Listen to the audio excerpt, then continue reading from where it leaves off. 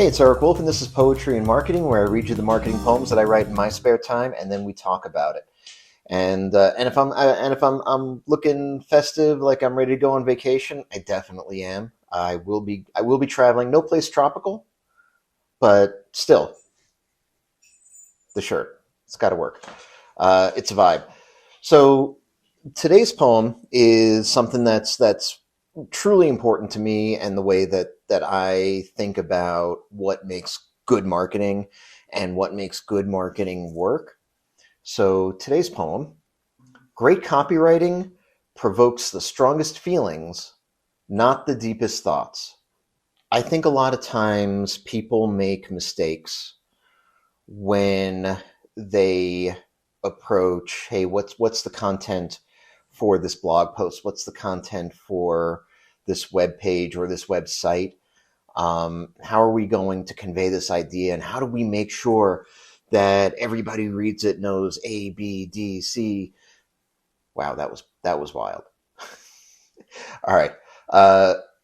This is the episode of Poetry and Marketing where Eric forgot the alphabet. I'm a little tired. But we try to cover all the bases, and we think that we're hedging our bets by putting as much in as possible so that our audience can be informed at the utmost, so that they know they've got all of the data, all of the information. They're gonna think about this really hard, and they're gonna make a great decision, and it's gonna go in our favor. And that actually flies in the face of how things actually work and how people actually make decisions. It is something that I've learned, and I haven't found a lot of instances in 25 plus years as a marketer where this doesn't hold true. But bottom line, in my opinion, as for what it's worth, every purchase decision is an emotional decision.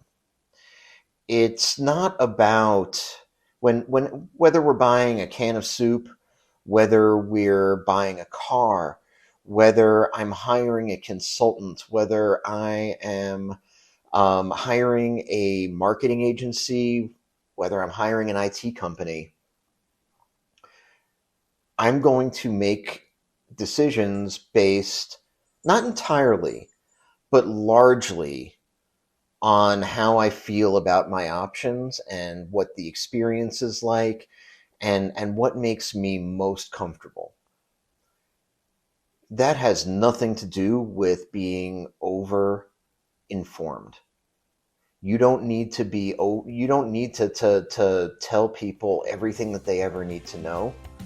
You need to convey what they're going to feel when you solve their problem for them. For more of my marketing poetry, visit poetryandmarketing.com.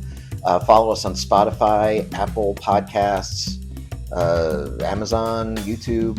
And if you want to know what it takes to make people feel good and how you align your brand with people's feelings, get my book, Everyone Hates Marketing.